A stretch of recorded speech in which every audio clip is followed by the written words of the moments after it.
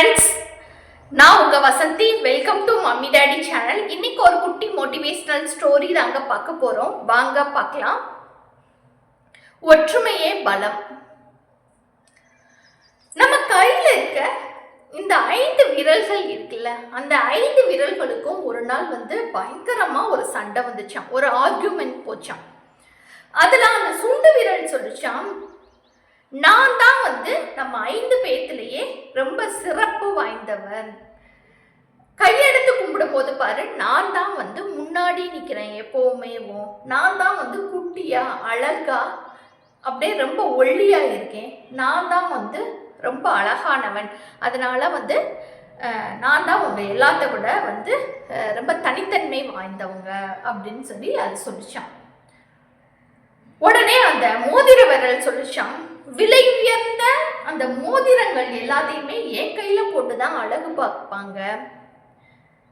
அதனால நான் தான் உங்க எல்லாரையும் விடையுமே தனித்தன்மை வாய்ந்தவன் அப்படின்னு சொல்லி சொல்லிச்சான்.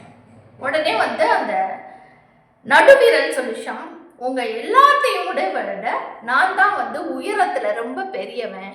அதனால நான் தான் உங்க எல்லாத்தையும் விட தனித்தன்மை வாய்ந்தவன் அப்படின்னு சொல்லி அந்த நடுவிரல் சொல்லிச்சான்.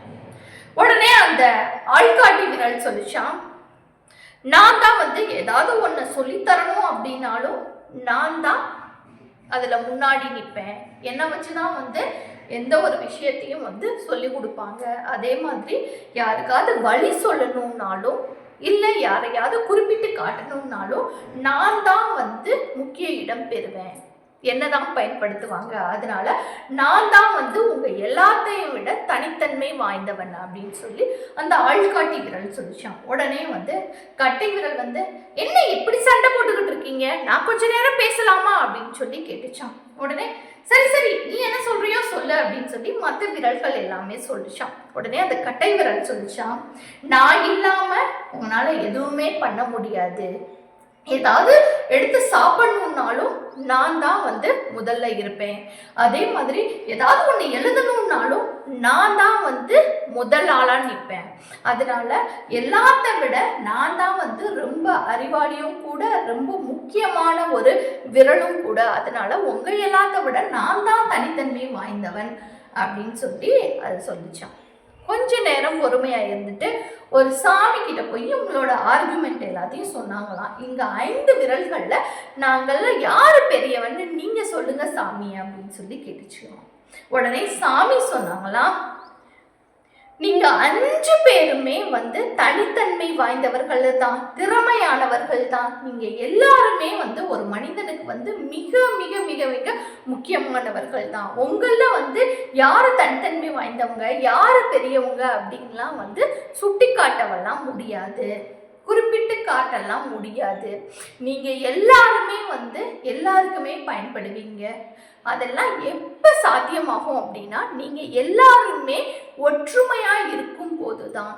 நீங்க ஒரு தனி நபரா இருக்கும் போது எதையுமே சாதிக்க முடியாது. எதையுமே மற்றவங்களுக்கு, மனிதர்களுக்கு உதவிகரமா இருக்க முடியாது.